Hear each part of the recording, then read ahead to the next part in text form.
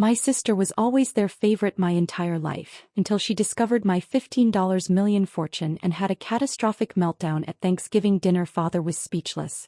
Have you ever felt completely invisible to the people who should see you most? Like your entire life was just a supporting role in someone else's story? For 32 years that was my reality, living deep in my sister Audrey's shadow. My parents swore they loved us equally, but what they didn't know was that while they were busy praising my average sister, I was quietly building a $15 million fortune. And one Thanksgiving, over a perfectly roasted turkey, my meticulously guarded secret exploded. The fireworks? Oh, they were spectacular. Let me take you back to where it all began. Growing up in suburban Boston, our middle-class family probably looked like something out of a Norman Rockwell painting. My dad, James, an insurance adjuster, and my mom, Diana, a third-grade teacher. We had the classic four-bedroom colonial, a neat front yard, even a swing set out back. But inside those seemingly perfect walls, our family dynamic was anything but. From the moment Audrey, my older sister, was born 2 years before me, she was the golden child. I can still flip through our family photo albums and see it. Audrey had entire books dedicated to her first steps, her first words, her first day of kindergarten. My milestones? Maybe a page or two tucked into the back of her albums, almost like an afterthought. It was a pattern of favoritism that showed up in countless small ways, little paper cuts that accumulated over the years. I remember when Audrey started dance lessons at 6. My parents were front row at every recital, flowers in hand, dozens of photos. Our living room literally became a shrine to her dancing, trophies and pictures proudly displayed. But the summer I won the state science fair at just 12 years old, they skipped the ceremony entirely because Audrey had a dance competition that same day. My certificate? It ended up in a drawer in my bedroom, forgotten. Christmas mornings were a painful rerun of the same story. Audrey would unwrap expensive gifts, things she'd specifically requested. I'd get practical items, generic presents that showed so little thought. One year still stings.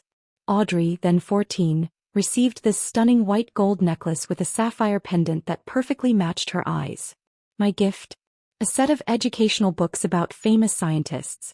Don't get me wrong, I loved science, but the message was crystal clear. Audrey deserved beautiful things while I should focus on being practical. Even discipline was a double standard. If Audrey broke curfew or got caught lying, my parents would sit her down for a gentle chat about making better choices. If I did the exact same thing, grounded immediately, often with extra chores piled on as punishment. It was so obvious even our neighbors commented on it.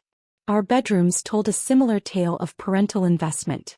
Audrey's room was redecorated every few years to match her latest obsession. First ballerinas, then pop stars, then this sophisticated teen retreat with a vanity and a plush window seat.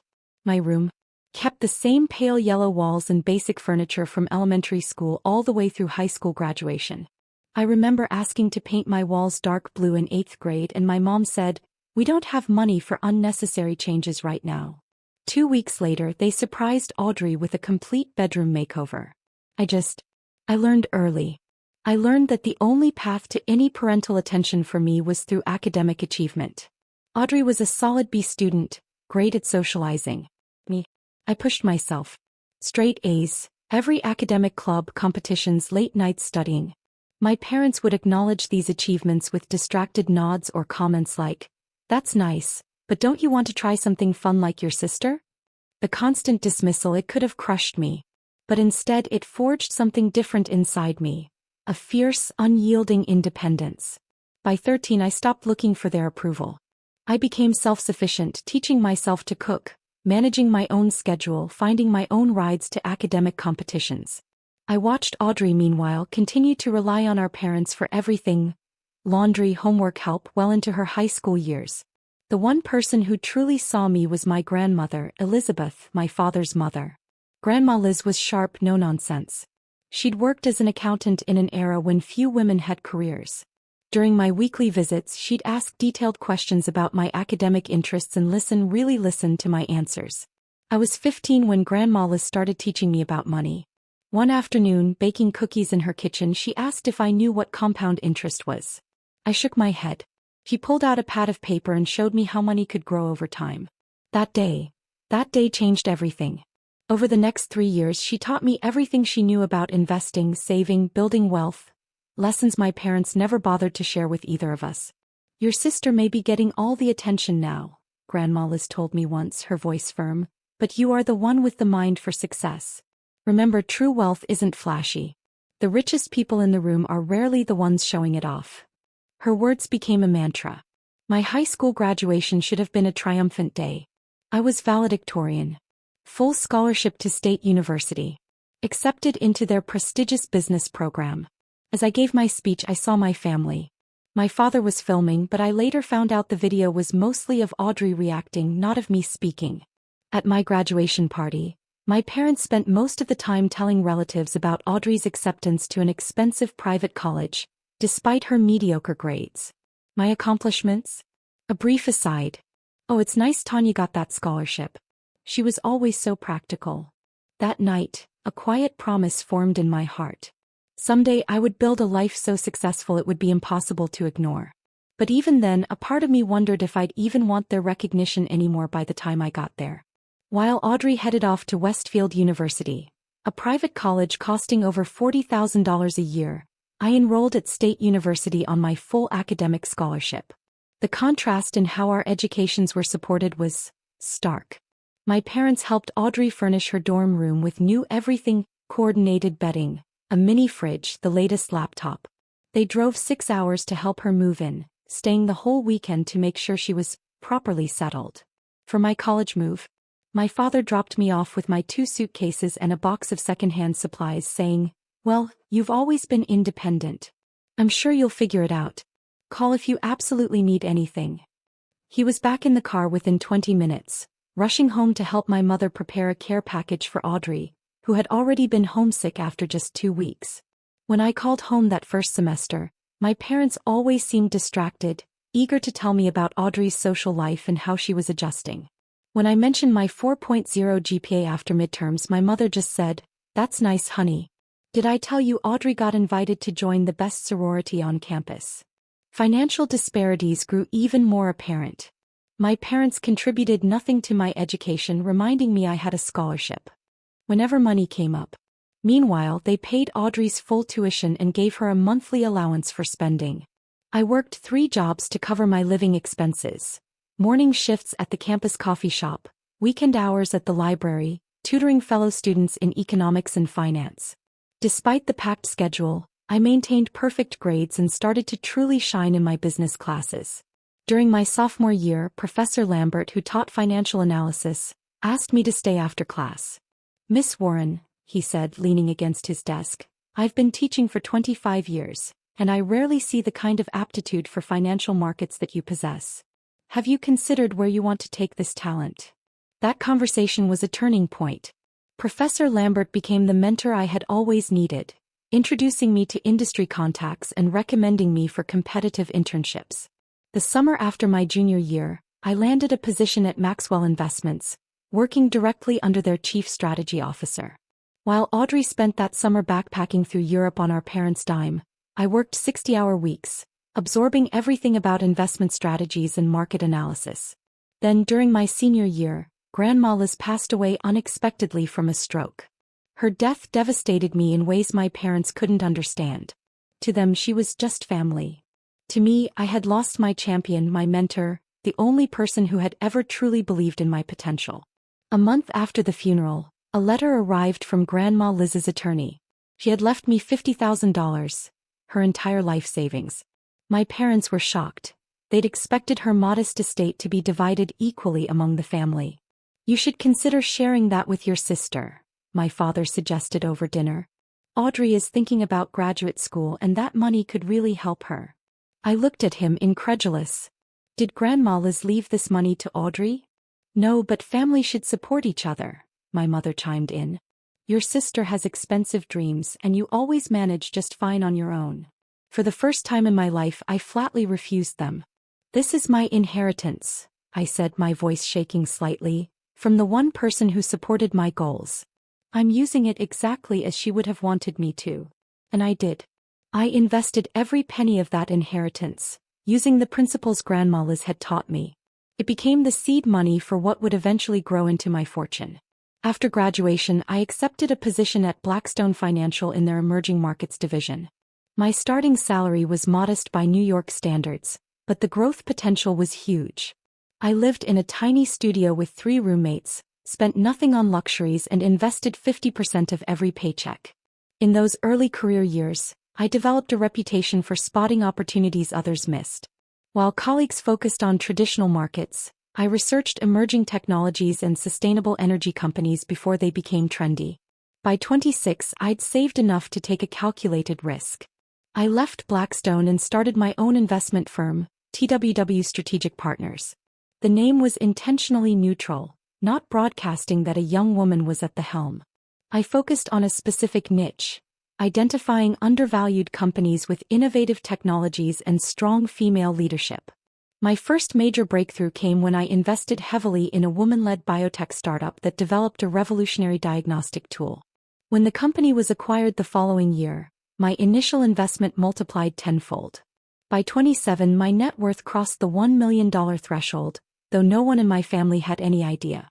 I moved to a comfortable but not flashy apartment in New York and limited contact with my family to holidays and occasional phone calls. During these interactions, my parents continued their lifelong pattern. Audrey, who had bounced between marketing jobs and was making a perfectly average salary, was praised endlessly for her creativity and social connections. My career was barely acknowledged. When it was, my mother would say things like, "It's nice you found stable work, though it sounds awfully boring." At family gatherings, relatives would ask Audrey detailed questions about her life, while I'd get generic inquiries like, "Are you dating anyone?" When I mentioned my company was doing well, the conversation quickly shifted back to Audrey, who was excited about planning a trip to Bali that our parents were partially funding, despite her being 30 years old. I stopped trying to share my successes. Instead, I created a fictional version of my life for family consumption. I worked a regular finance job, regular hours, regular salary. It was just easier than explaining the truth and watching their eyes glaze over, or worse, having them suddenly develop an interest in my life only because of money. Over the next 5 years, TWW Strategic Partners grew from a one-woman operation to a boutique investment firm with 15 employees and over $200 million under management. My strategy combined careful analysis with calculated risk-taking. I developed an algorithm that identified companies with strong fundamentals but temporarily depressed stock prices due to market overreactions. One of my biggest successes came from investing heavily in renewable energy storage companies just before major policy shifts made the sector explode. Another windfall resulted from identifying a pattern in consumer technology adoption that led me to invest in 3 obscure companies that were subsequently acquired by tech giants. By 30, my personal net worth reached $5 million. By 32, that number had tripled to $15 million, placing me firmly in the top 1% of Americans my age. I owned a stunning apartment in Manhattan with floor-to-ceiling windows overlooking Central Park, vacationed in exclusive resorts, and could afford anything I wanted. Not that I spent lavishly.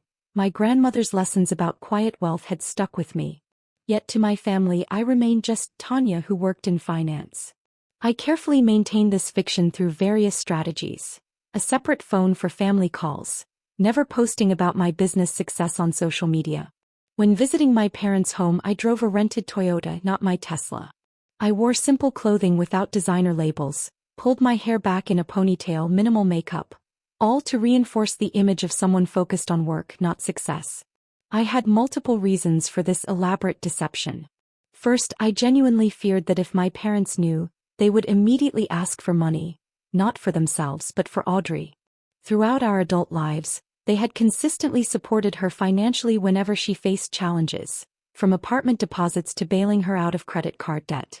Second, and perhaps more importantly, I didn't want to be suddenly valued only for my money after being overlooked my entire life.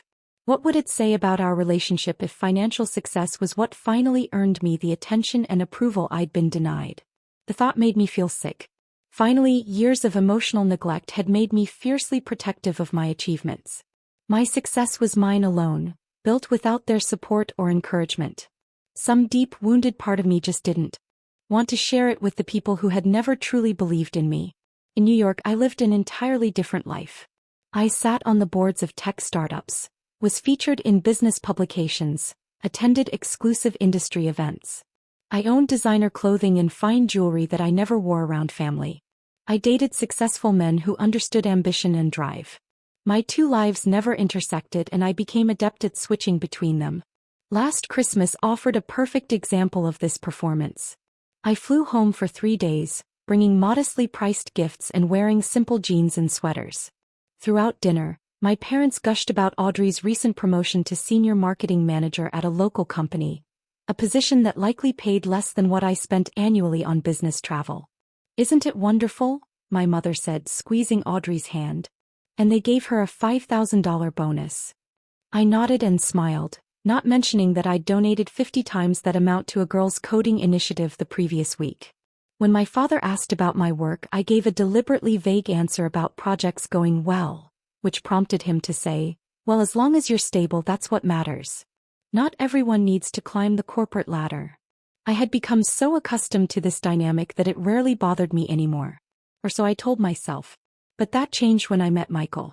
He was a successful architect with his own firm. Michael saw through my carefully constructed walls from our very first date. After 3 months of dating, he asked the question no one had bothered to ask before. "Why do you downplay your success around your family?" The question caught me off guard. We were having dinner at my apartment and I'd just finished a phone call with my mother, during which I had once again deflected questions about my job with intentionally boring responses. "I don't downplay it," I said automatically. "They just aren't interested in finance." Michael gave me a knowing look. "Tanya, you're one of the most successful people I know. You manage hundreds of millions in assets. You've been profiled in Forbes. Yet you just told your mother you had a normal day at the office checking spreadsheets." When I didn't respond, he continued more gently, "I'm not judging you. I'm just curious about why you hide such a huge part of yourself from them." That night, I told Michael the full story of my childhood, the years of emotional neglect. He listened without interruption. When I finished, he said something that resonated deeply. "Living 2 separate lives must be exhausting. At some point, don't you want to just be your whole self?" His question stayed with me for weeks. As Thanksgiving approached, I made a decision. I wouldn't announce my wealth or success dramatically, but I would stop actively hiding it. I would bring Michael home to meet my family, wear clothes I actually liked, and answer questions about my work honestly if asked. As a small step toward authenticity, I purchased a new television for my parents. It was a nice but not extravagant model, something they needed as their current TV was over 10 years old, and it represented a tiny fraction of what I could actually afford. Still, it was more expensive than my usual generic gifts, and I felt both nervous and excited about this small step toward honesty. The drive from New York to Boston on the Wednesday before Thanksgiving filled me with a familiar anxiety, despite Michael's reassuring presence. As we pulled onto my parents' street, I immediately noticed Audrey's new Audi parked in the driveway, a car I knew my parents had helped her finance, despite her supposed career success. "Showtime," I muttered to Michael as we parked on the street and gathered our bags. The television, wrapped in tasteful silver paper with a blue bow, sat in the back seat. Wednesday. Delivery after getting settled. The moment we stepped through the front door, the family dynamic established itself with painful predictability. My mother rushed past me to hug Michael, thrilled at meeting my successful boyfriend, while my father gave me a distracted pat on the shoulder before calling out, "Audrey, Tanya is here." Audrey swept into the room like she was making an entrance on stage. At 34, my sister still carried herself with the confident air of someone who had been told her whole life that she was special. Her dark blonde hair was freshly highlighted, her makeup flawless. "Tanya," she exclaimed, giving me a quick hug that barely made contact. She turned immediately to Michael, assessing him with obvious approval. "So, you're the famous Michael. Mom says you're an architect." While Michael handled the introductions with grace, I glanced around the living room. New photos of Audrey and her husband, Brad, dominated the mantel, including several from their vacation to Hawaii that our parents had contributed to as an anniversary gift. I spotted exactly one photo of me, a 5-year-old graduation picture, tucked on a side table. Dinner that evening was a masterclass in subtle favoritism. My mother had prepared all of Audrey's favorite foods, including the labor-intensive Swedish meatballs she loved. When I offered to help in the kitchen, my mother said, "No need, honey. Audrey already set the table so beautifully." The dinner conversation revolved entirely around Audrey's recent promotion. She waved her hands dramatically as she described her new office with a window view and her team of 2 junior marketers who reported to her. "It's just such a validation, you know," she said, sipping her wine. "All those years of networking and relationship building are finally paying off. They specifically told me my people skills were why I got the position." My parents nodded enthusiastically throughout her story. When Brad mentioned that the promotion came with only a modest raise, my father immediately said, "Well, you know, we can help out if you need to upgrade some things for your new position. First impressions matter in business."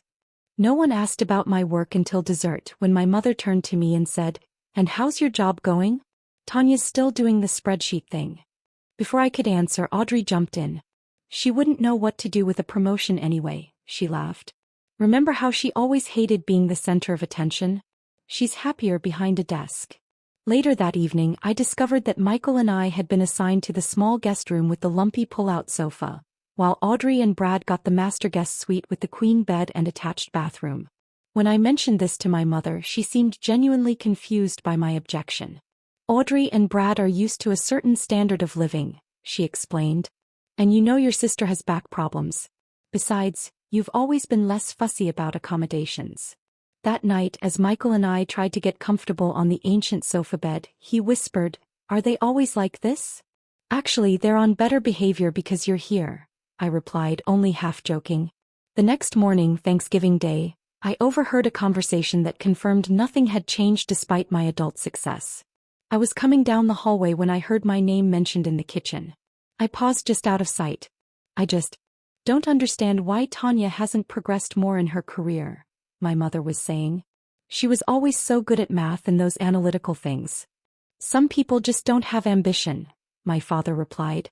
"She's always been content with less, not like Audrey, always striving for more." I heard Audrey sigh dramatically. "I feel bad for her sometimes. And now she's brought this really successful guy home. I googled him, you know, his architecture firm does huge projects. I give it 6 months before he realizes she's not at his level." I stood frozen, their words cutting deeper than they should have, given how often I'd heard similar sentiments. Michael found me there, placed a gentle hand on my shoulder and whispered, "Let's go for a walk." Outside, in the crisp November air, I finally let the tears fall. "It's been like this my whole life," I choked out. "Nothing I do is ever enough. And now they're pitying me because they think you're too successful for me." Michael stopped walking and turned to face me. "You know what I think? I think it's time they knew exactly who you're hiding." Later that afternoon, while helping my mother prepare the Thanksgiving meal, I took a business call I couldn't avoid. One of our major investments was finalizing and my input was required. I stepped into the backyard for privacy, speaking confidently about million-dollar figures and strategy adjustments. I didn't realize Audrey had followed me outside until I ended the call and turned to find her standing by the back door, her expression suspicious. "Who was that?" she asked. Sounded pretty intense for someone who just does data entry or whatever. "Just work stuff," I said, attempting to move past her into the house. He blocked my path. "Since when do data analysts talk about investment portfolios and 7-figure returns? What is your job actually?" Before I could formulate a response, my mother called us both inside to help set the table. Audrey gave me a long, calculating look before turning away. But I knew the conversation wasn't over. My carefully constructed narrative was beginning to unravel, and I felt both terrified and strangely relieved. The final threads snapped when Michael, making casual conversation with Brad, mentioned our upcoming trip to Tokyo. "Tanya has a new client there," he explained. "But we're extending the trip to explore the city. I've never been, but Tanya goes a few times a year for work." I saw Audrey's head snap up from across the room, her eyes narrowing as she processed this new information that contradicted everything I'd told them about my modest career. As we moved toward the dining room for the Thanksgiving meal, I could feel the tension building like a thunderstorm on the horizon. The dining room looked like a scene from a traditional holiday movie. My mother had used her best tablecloth, the one with embroidered fall leaves that my grandmother had given her years ago. The good china, which only appeared for special occasions, was set precisely at each place. A golden turkey sat in the center of the table, surrounded by all the classic sides: fluffy mashed potatoes, rich gravy, green bean casserole topped with crispy onions, Sweet potato casserole with brown marshmallows, cranberry sauce, both homemade and from the can as my father insisted. We took our seats with my father at the head of the table, my mother at the foot, and couples on either side. My father said a brief grace, thanking God for family and abundance, words that felt strangely prophetic given what was about to unfold. The first 15 minutes proceeded pleasantly enough, with the usual comments about how moist the turkey was and reminiscences about Thanksgivings past. My mother directed most of her questions to Audrey and Brad, asking about their plans to renovate their kitchen and whether they were still considering starting a family soon. Audrey just turned 34. Plenty of time still, my mother said, squeezing my sister's hand, but grandchildren would be such a blessing. No one mentioned that I was 32 and might also be considering family planning. Michael caught my eye across the cranberry sauce and gave me an encouraging smile. As the initial hunger was satisfied and plates were being refilled, my father turned to Michael with genuine interest. So, tell us more about this architecture firm of yours. Your website looks impressive. What kind of projects do you typically handle? While Michael described a recent museum renovation his firm had completed, I slipped away to retrieve the wrapped television from the car. Returning to the dining room, I placed the large package against the wall and rejoined the table. "What's that?" my mother asked, noticing the gift. "Just a little something for you and Dad," I said, trying to sound casual.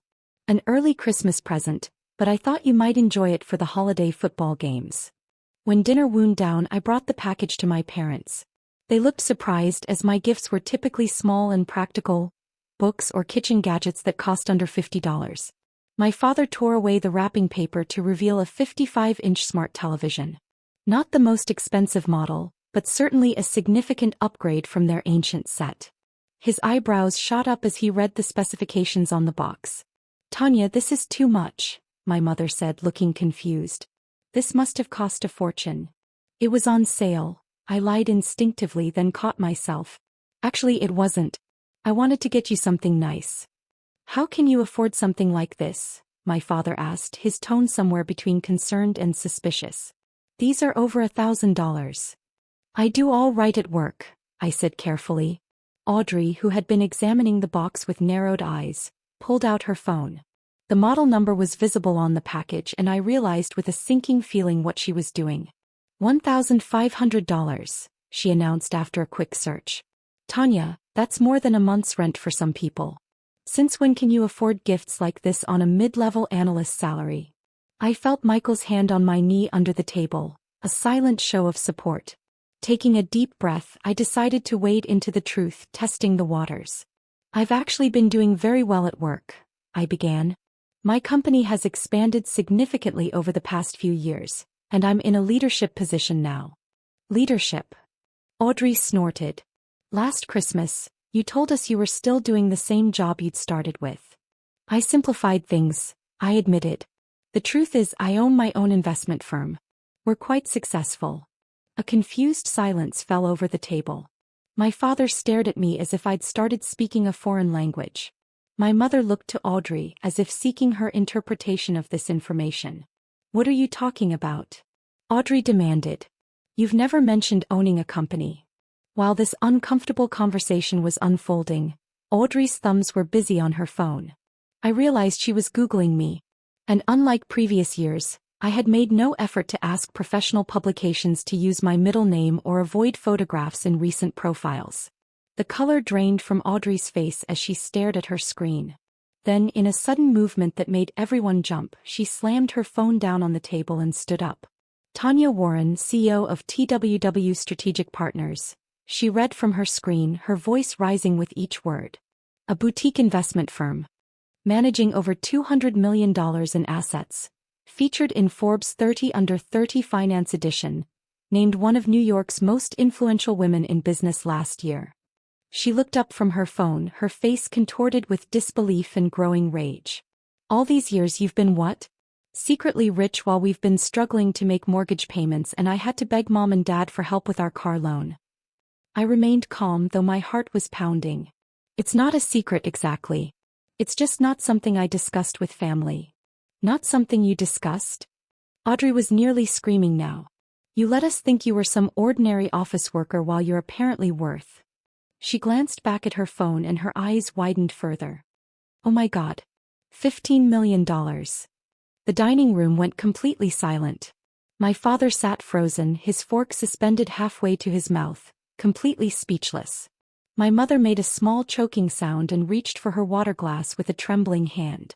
$15 million, Audrey repeated, her voice now a dangerous whisper. All these years Mom and Dad have been helping me while you sat on a fortune. How selfish can you possibly be? The unfairness of this accusation finally broke through my composed exterior. Selfish. I responded, my voice level but intense. I've been selfish? Yes, selfish. Audrey was in full meltdown now, pacing beside the table.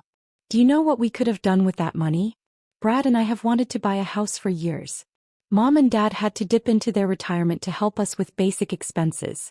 And you're just hoarding millions.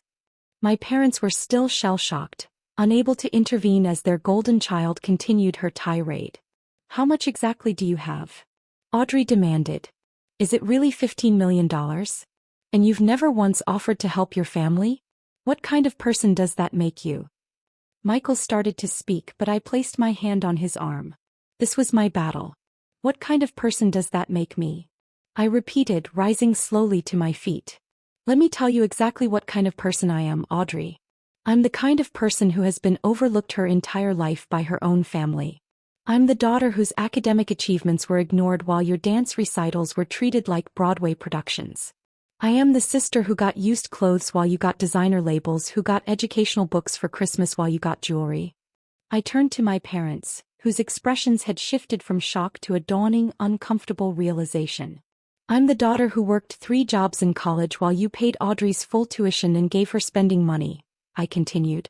I'm the child whose graduation speech you barely watched because you were too busy filming Audrey's reactions.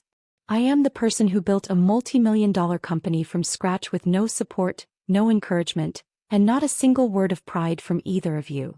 Brad was staring at his plate, clearly mortified. My mother had tears streaming down her face. My father still hadn't spoken, his mouth slightly open as if the words were stuck somewhere in his throat.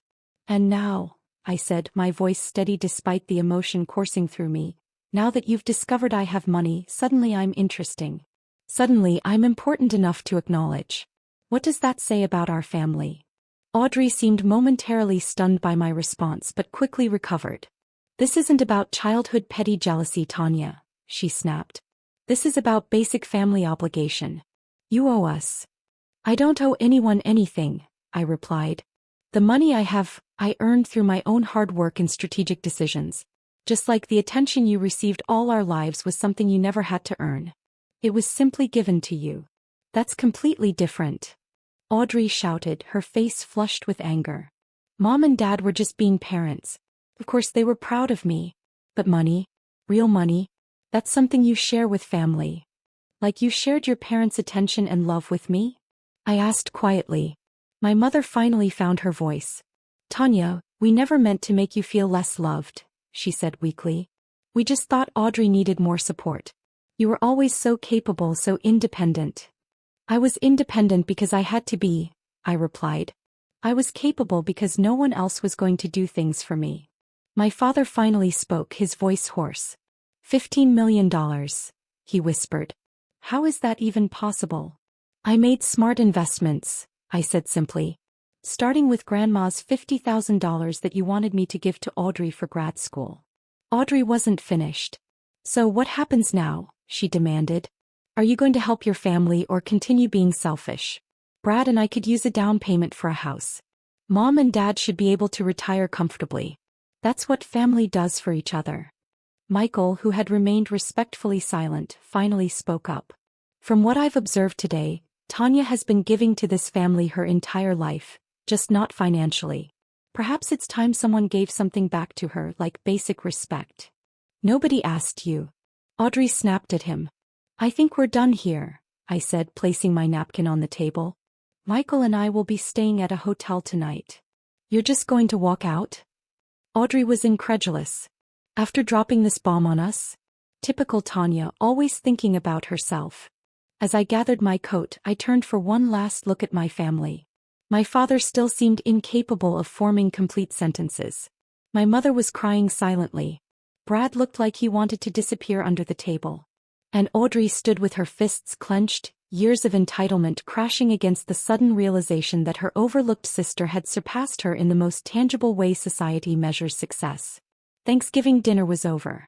The turkey half-eaten, the pumpkin pie untouched. As Michael and I walked to the door, I heard Audrey call after me. "This conversation isn't over, Tanya. You can't just hide your money from your family and pretend that's okay." But I was already stepping into the cool November air, feeling lighter than I had in years. The Marriott hotel room felt like a sanctuary after the explosive dinner. Michael ordered room service while I sat on the edge of the bed, alternating between bouts of relieved laughter and moments of quiet disbelief. "I can't believe that just happened," I said for perhaps the 10th time. "Did you see my father's face? I have never in 32 years seen him speechless." Michael sat beside me, handing me a glass of wine from the room service tray. "You were magnificent," he said. "Completely dignified, while your sister had a full-blown tantrum over money that isn't hers." The aftermath began almost immediately. My phone buzzed with text messages and calls, first from Audrey, then my mother, even Brad. I silenced it and placed it face down on the nightstand. "They'll have to wait until tomorrow," I said. "I'm emotionally exhausted." That night, curled against Michael's chest in the hotel bed, I experienced a strange mix of emotions. There was sorrow for the family relationship I had never truly had. Anger at years of dismissal. But predominantly an overwhelming sense of release. The secret I'd carried for so long was finally out. And while the revelation had been chaotic, there was freedom in no longer hiding. Morning brought a flood of notifications. Audrey had sent 17 text messages overnight, a roller coaster of emotions ranging from furious, "How dare you walk out on us?" to apologetic, "I'm sorry I yelled but you have to understand how shocking this was," to entitled, "We need to talk about how your money can help the family," and back to angry, "Your silence is so immature and selfish." My mother had called 4 times and left tearful voicemails asking me to please come back to the house so we could talk things through. Brad had sent a single awkward text apologizing for the dinner disaster and claiming he had no part in Audrey's expectations. My father had neither called nor texted. I was in the shower when a knock came at the hotel room door. Michael answered it to find my father standing in the hallway, still wearing yesterday's clothes, his face haggard from what appeared to be a sleepless night. "I need to speak with my daughter," he said. I emerged from the bathroom wrapped in a hotel robe, my wet hair dripping onto my shoulders. "Dad," I said, surprised to see him there. "How did you find us?" "There are only 3 hotels in town," he replied. This was my second stop. "The Hilton sends their regards." The attempted humor fell flat in the tense atmosphere. Michael excused himself to get coffee from the lobby, giving us privacy. My father sat heavily in the desk chair while I perched on the edge of the bed. For nearly a full minute he said nothing, just stared at his hands. $15 million, he finally said, shaking his head. I still can't wrap my head around it. "It's not about the money, Dad," I said quietly. He looked up, his eyes red-rimmed and tired. "I know," he replied, surprising me. "It's about how we treated you. How we've always treated you." The simple acknowledgement caught me off guard. I'd expected defensiveness, justifications, perhaps even anger that I'd concealed my success. The admission nearly brought tears to my eyes. "I wasn't a good father to you," he continued, his voice rough with emotion. "I told myself that Audrey needed more attention, more support, more everything. He was always so dramatic, so demanding. You were quiet, capable, smart. I thought that meant you needed less from us. But that wasn't fair to you." "No, it wasn't," I agreed, unwilling to soften the truth to make him feel better. "Your mother and we fell into a pattern early on. Audrey would cry and throw tantrums if she didn't get what she wanted. You would just adapt, find another way. We took the path of least resistance and you suffered for it." He ran a hand over his face. "When you were 10, you won that science competition at school. Do you remember? You built that solar system model that actually moved. I was so proud, but I never told you. We had to leave early because Audrey was bored and making a scene." I remembered. I'd spent weeks on that project, carefully calculating the relative distances and sizes of the planets, building a motor from a kit to make them rotate. I won first place, but my family had already left when they called my name. "There's been 1,000 moments like that," I said. 1,000 times when my achievements were brushed aside while Audrey's mediocrity was celebrated. He winced but didn't argue. You're right. And now you've become more successful than we could have imagined, and we missed it. We missed your whole journey. Would it have mattered if I wasn't successful? I asked. If I was just an ordinary analyst making a decent living, would we be having this conversation, or would Audrey still be the center of the family universe? He had no answer for that. Our conversation was interrupted by my ringing phone. My mother calling again. I declined the call, but moments later my father's phone rang. He answered, speaking in low tones, his expression growing increasingly uncomfortable. "They're at the house," he said after hanging up. "Your mother and Audrey. They want to talk to you. All of us as a family. About my money, I guessed." He couldn't meet my eyes, which was answer enough. When Michael returned, I filled him in on the conversation. "Is it worth going back there?" he asked, concerned. "You don't owe them another confrontation." I thought about it carefully. Part of me wanted to check out of the hotel and drive straight back to New York, leaving the mess behind. But another part, the part that had spent a lifetime seeking acknowledgement from my family, wanted resolution. "I think I need to finish this," I said. "Set boundaries once and for all." Back at my parents' house, I found my mother and Audrey waiting in the living room. My mother rushed forward to hug me, but I stepped back, maintaining distance. "Let's just talk," I said. Audrey had clearly been crying, her makeup smudged and her eyes puffy, but the set of her jaw told me she was far from accepting the situation. "I want to apologize for how I reacted yesterday," she began, her voice controlled. "It was a shock finding out my sister is secretly wealthy while we've been struggling." "I've watched you take family support your entire adult life," I replied. "College tuition, help with rent, car payments, vacations. Even now at 34 you expect mom and dad to subsidize your lifestyle. I never asked for or received a dime." "That's different," she insisted. "They offered that help because they love me. And because I didn't need it, I don't deserve the same love?" I asked. My mother interjected, her voice pleading. "We love you both the same, Tanya. We just showed it differently." "You didn't show it to me at all," I said flatly. "My entire childhood is a case study in favoritism." "That's not fair," my mother protested. "We were present for you too. Name one of my achievements that you celebrated as enthusiastically as Audrey's dance recital," I challenged. "One time you put my needs before hers." The silence was damning. Audrey, growing frustrated with the direction of the conversation, cut to her real concern. "Look, what happened in the past is done. We're adults now. The question is, what are you going to do to help your family now that we know you can?" The entitlement in her voice was staggering. "Nothing," I said. "Simply." She repeated, incredulous. "You have $15 million and you're doing nothing for your family? What have you ever done for me?" I asked.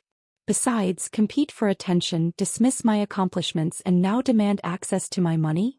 That's what families do, Tanya," she nearly shouted. "They support each other." "Yes, they do," I agreed. "But this isn't support you're asking for. It's entitlement to something you didn't earn. If mom and dad needed medical care or were losing their house, that's different. But you want my money because you think you deserve a better lifestyle than you've earned yourself." The conversation deteriorated from there. Audrey became increasingly hostile, alternating between guilt trips, outright demands, and finally threats to cut me out of the family if I didn't share my wealth. My mother wept and pleaded for peace while failing to address the core issues. My father sat in silence, occasionally attempting to moderate, but mostly looking defeated. After an hour of circular arguments that resolved nothing, Michael and I gathered our belongings and prepared to leave. As we headed for the door, my father followed us outside to the car. "I'm sorry," he said simply, "for everything. For 32 years of getting it wrong." I nodded, unable to formulate a response that encompassed the complexity of my feelings. We drove back to New York that afternoon, 3 days earlier than planned. During the long drive, Michael and I talked through everything that had happened. "You handled that with incredible grace," he said as we crossed the state line into New York.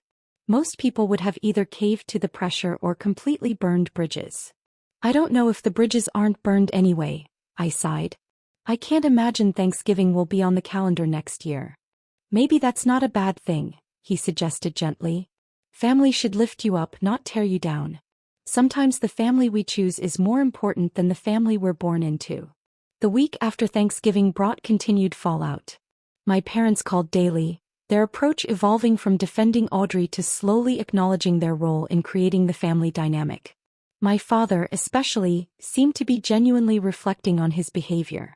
"I don't think I ever really saw you," he told me during one call. "I was so busy managing Audrey's needs that I missed who you actually were. I'm proud of you, Tanya. Not because of the money but because you built something remarkable despite having parents who failed you." My mother struggled more to accept responsibility, often falling back on, "But we loved you both," or "Audrey just needed more attention."